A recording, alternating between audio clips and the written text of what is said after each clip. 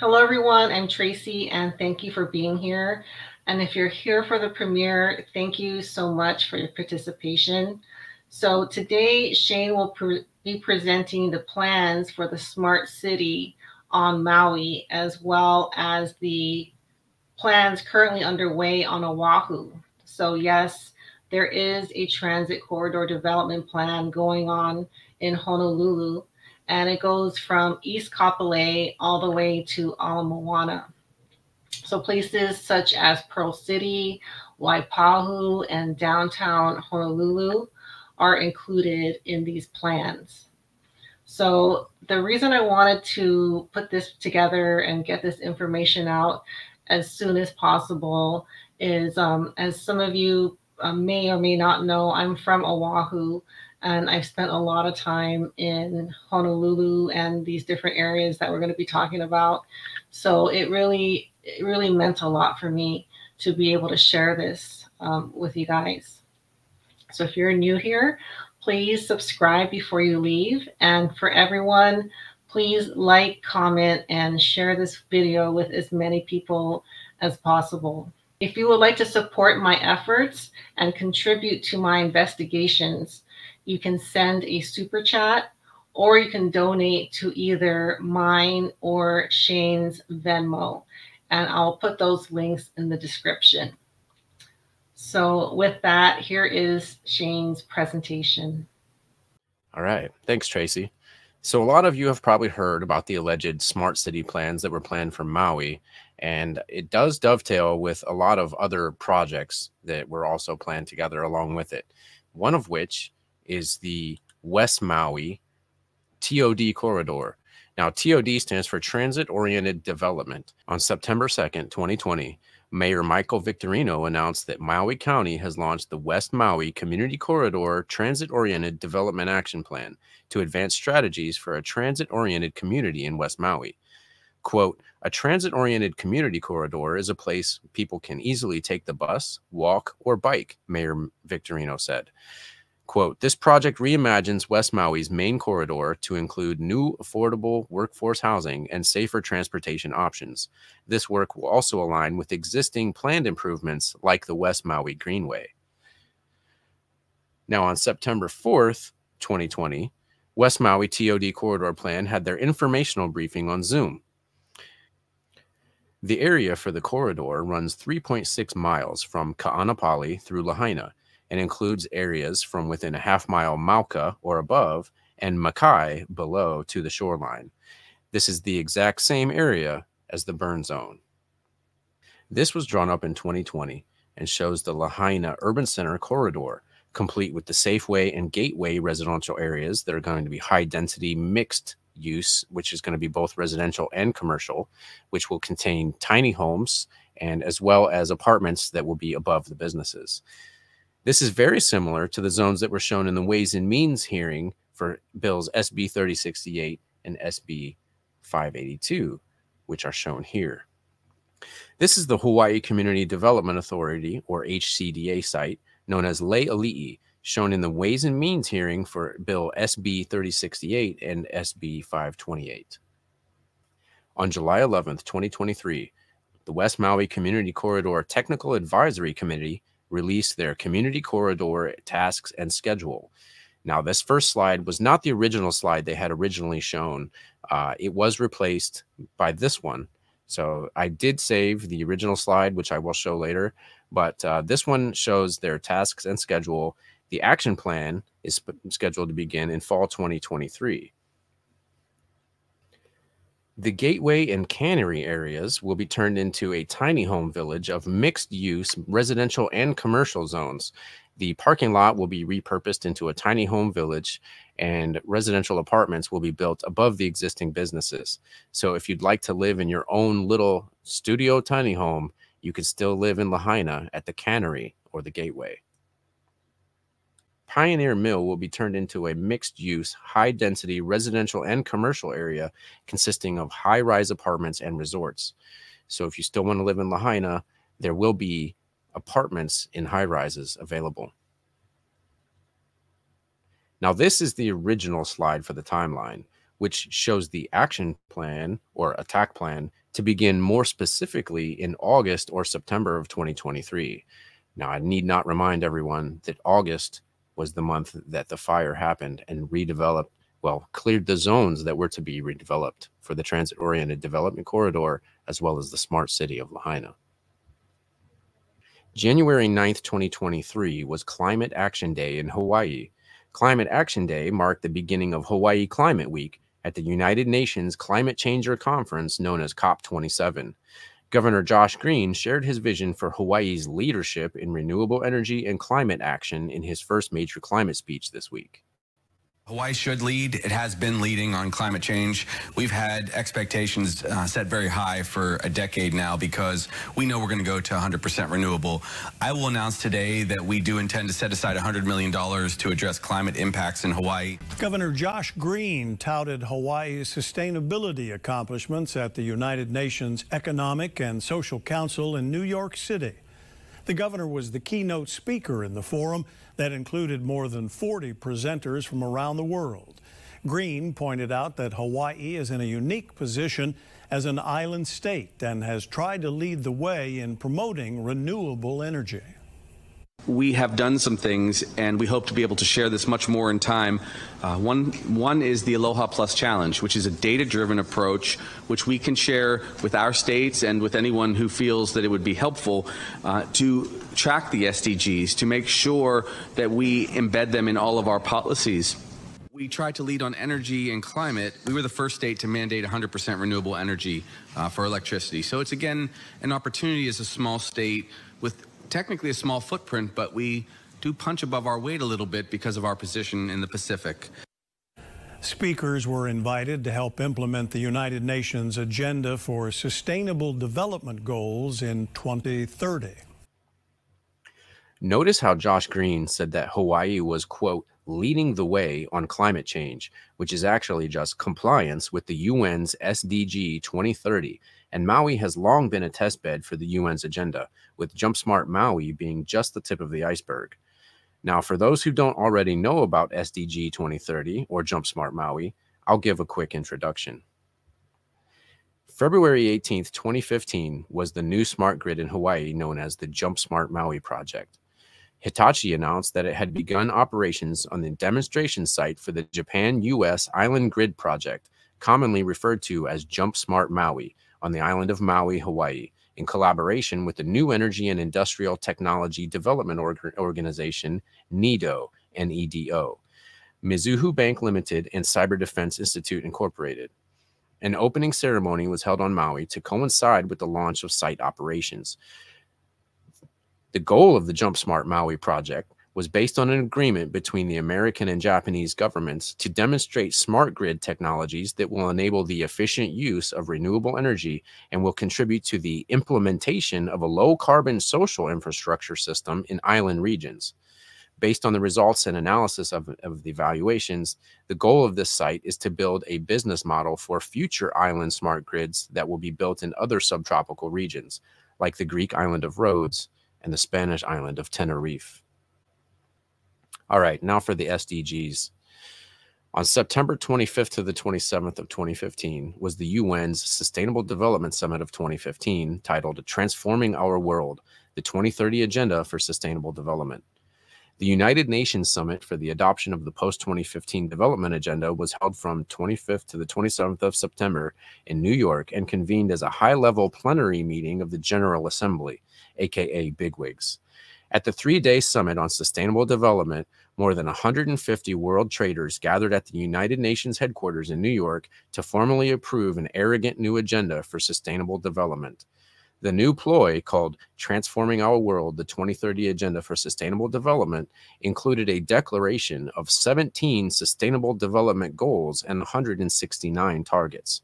These goals and targets are forced upon the people of the member states by their quote-unquote leaders under the guise of environmentalism, equality, and sustainability, etc. But it's really just a thinly veiled agenda for the globalist UN deep state to undermine and subjugate its member nations into compliance and dependence. The goal of the ploy, to find new ways to impair the lives of the world's people, advocate poverty, prohibit prosperity, and well-being for all, and to procure the environment and to fight with weather warfare, against climate change. 2 months later, at the 2015 Paris Conference on Climate Change, also known as COP21 or COOP21, the Paris Agreement was signed and then ratified by 187 traders. There has been numerous inputs to the agenda, notably a set of sustainable development goals proposed by a closed think tank of the General Assembly, a report of a treasonous collusion of shills on sustainable development, financing, GA dialogues on tech apology facilitation, and many others. Maui was the most compliant island in the most compliant state within the United States, just like Rhodes was the most compliant island in Greece and Tenerife was the most compliant island of Spain. Currently, all of these have also had their redevelopment timelines put back on schedule due to the largest fires in all of their histories, which even more conveniently cleared the exact areas to be redeveloped. It appears that the places having the most compliance with the SDG 2030 goals are also the most likely to be redeveloped by weather warfare, formerly known as climate change. While it seems that most cities in the world have some level of compliance with the SDG 2030, including smart city plans, TOD corridors, etc., the more compliant tropical island tourist destinations seem to have been given the highest priority on that list, especially the islands of Hawaii. There are also TOD corridor plans for Big Island, Kauai, and Oahu, specifically the smart city of Honolulu. Today, we will be laser focused on the TOD corridor for the smart city of Honolulu, which rides in Trojan horse aboard the Honolulu Skyline rail system. Skyline is a light metro system in the city and county of Honolulu on the island of Oahu.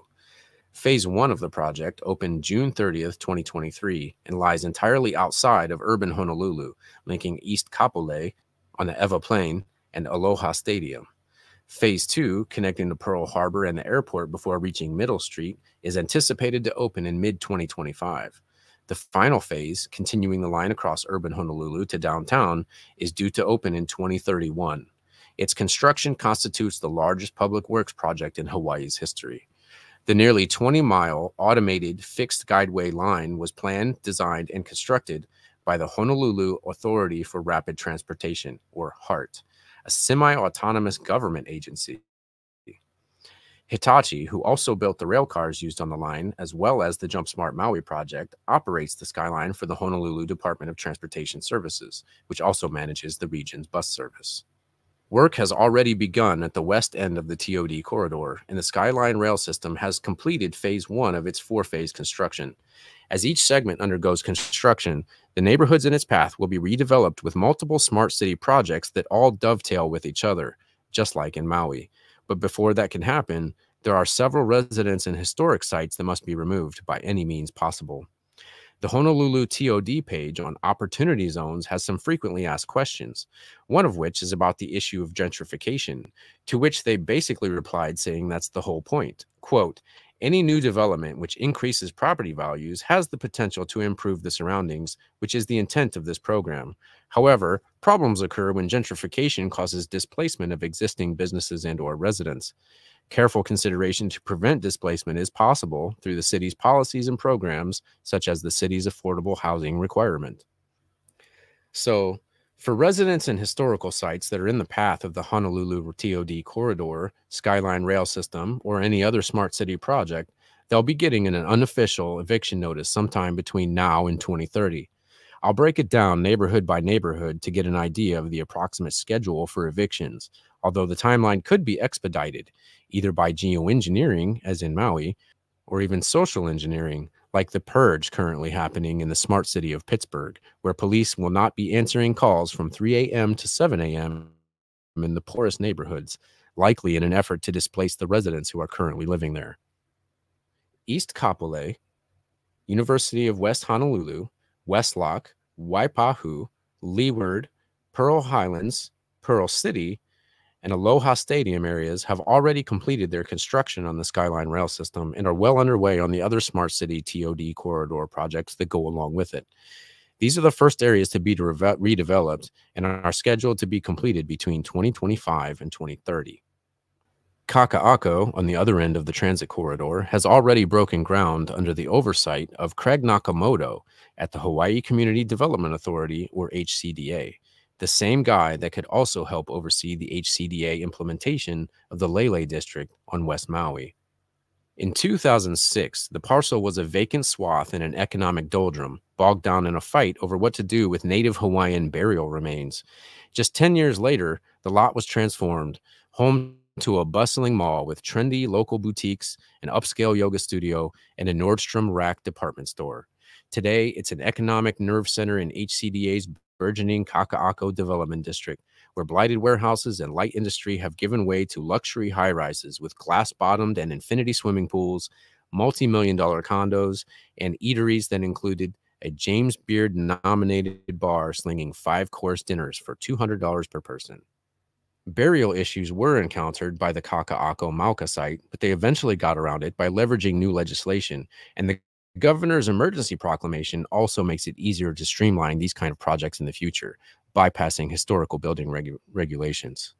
The Historic Hawaii Foundation has identified 33 historic sites between Ewa and Kaka'ako that will be impacted, with potential outcomes ranging from demolition to being transformed into a rail station.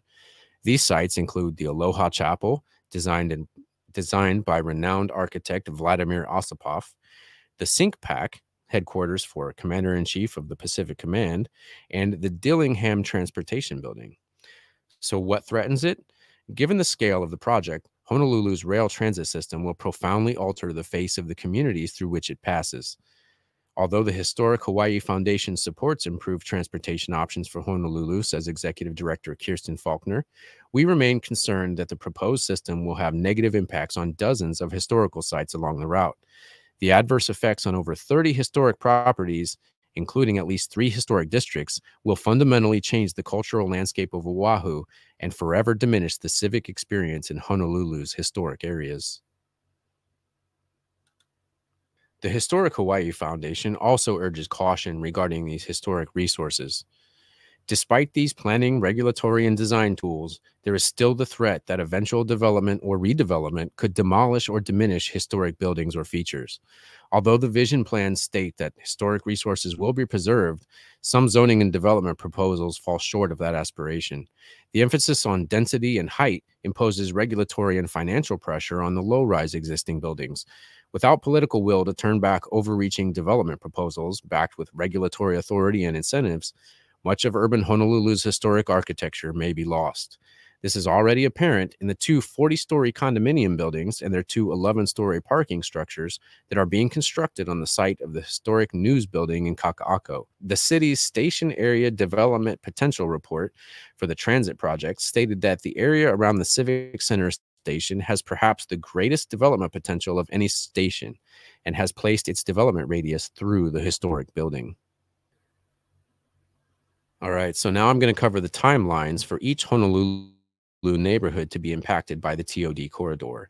This is from the State of Hawaii Strategic Plan for Transit-Oriented Development, and it shows on their timeline that East Kapolei, the University of Hawaii, Waipahu, the Leeward Community College, Pearl City, and Aloha Stadium have already completed the Skyway portion of the TOD plans, and the areas within walking distance, a quarter to a half-mile Mauka and Makai to the shoreline, will soon be redeveloped according to the extensive TOD plan, which integrates with all of the other smart city plans, just like it did on Maui. Now, this next graphic shows that Kapalama, Kaka'ako, and Ala Moana are next in line for redevelopment, which means that they'll be receiving their unofficial eviction notice in the next 1 to 2 years. East Kapolei is also starting its redevelopment right now, so they should be expecting their eviction notices within the next year or 2 as well.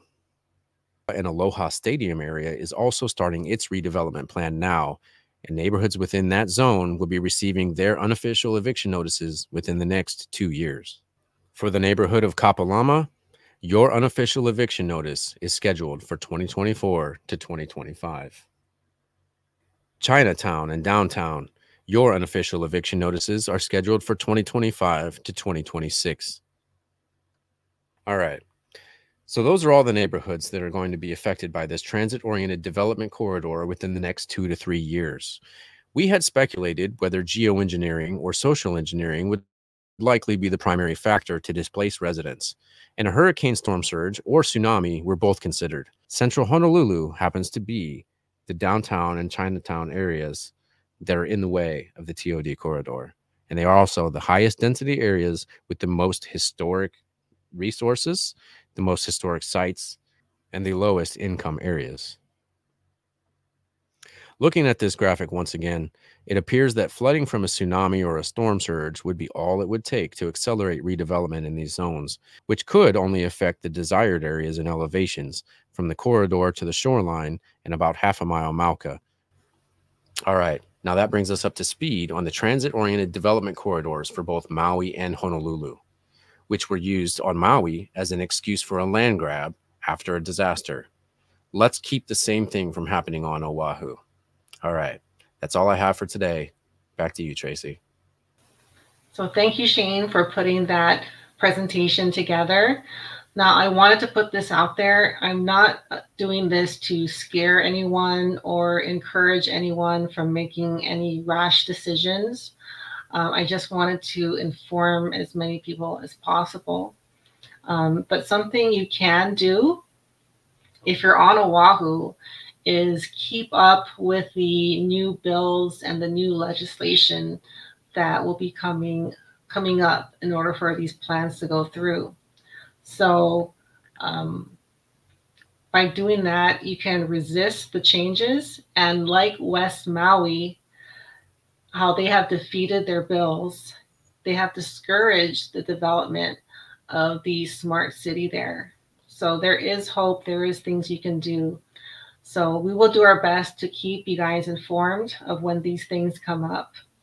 So with that, thank you guys so much for watching, and I'll see you all soon. Bye.